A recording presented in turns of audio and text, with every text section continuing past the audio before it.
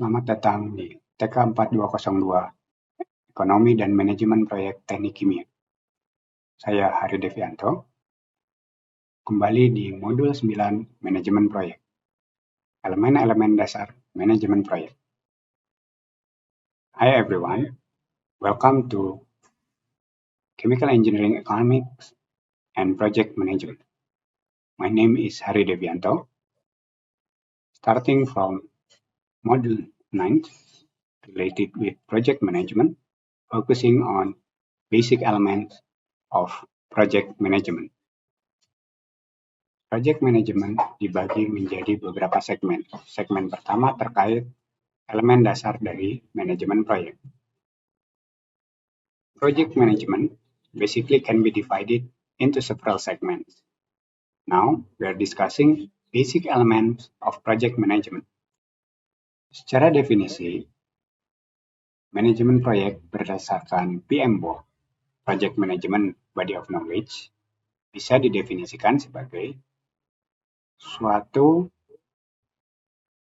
proyek adalah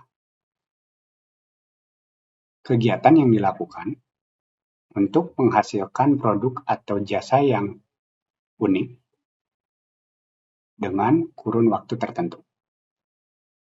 Kurun waktu tertentu atau sementara ini berarti setiap proyek sudah jelas kapan awalnya dan kapan akhirnya. Sedangkan unik maksudnya lebih ke arah jasa dan produknya ini berbeda dengan yang biasa dilakukan oleh suatu perusahaan tersebut. So according to PMBOK, project is a temporary endeavor undertaken to create a unique product or service. What it means by temporary, as you can see here, it should have a definite beginning and definite end. While unique means that the product or service is different in some distinguishing way from all similar product or services undertaken that company.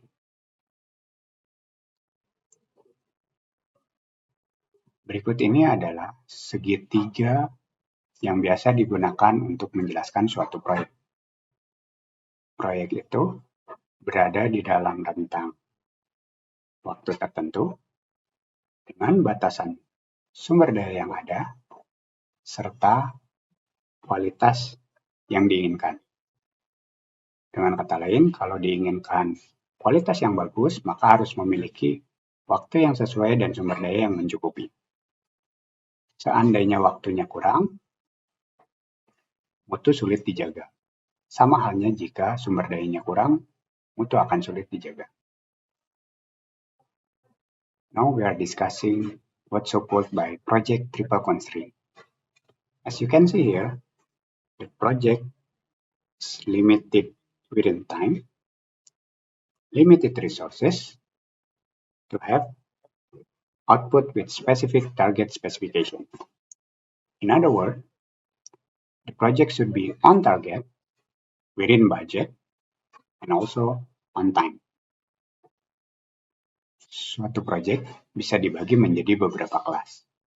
Untuk kasus ini kita bisa melihat dimulai dari project yang memang dibutuhkan, kemudian project pengembangan produk, project pengembangan proses, project ekspansi, dan business development, atau memang mengembangkan bisnis yang baru. Semakin ke bawah, resiko semakin meningkat, tetapi ada konsekuensinya, minimum attractive rate of return akan meningkat juga. Dengan kata lain, semakin besar resikonya, semakin besar juga peluang untuk mendapatkan keuntungan. Now let's take a look into project classes. You can see here, there are 5 different project classes, starting from necessity project, product development project, process development project, expansion project, and also business development. from number 1 to number 5, we can see that the risk increase. Fortunately, the minimum attractive rate of return will also increase. On the other hand, we have to consider that if we want to make a higher gain, please be considered for the higher risk. As you can see, the rank is from top to bottom. Berikut ini adalah contoh dari proyek yang biasa terjadi di public process. Dimulai dari evaluasi atau audit kinerja suatu pabrik, debottlenecking dan revamping yang biasa didedikasikan untuk peningkatan kapasitas, turnkey construction dan pengembangan produk baru, serta ekspansi terkait line produksinya. Sebagai contoh, menambah jumlah trade.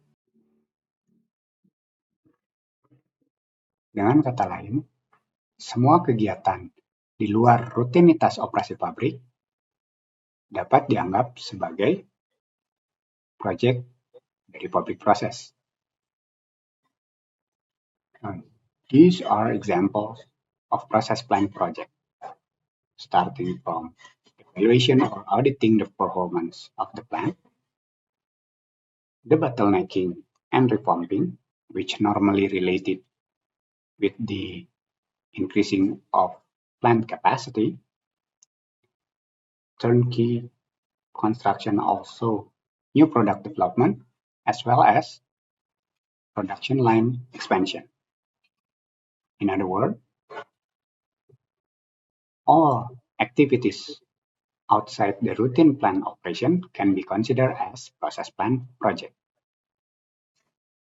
So this is the end of the segment. See you in the next segment. Ini akhir dari segmen 9.1. Sampai jumpa di segmen berikutnya.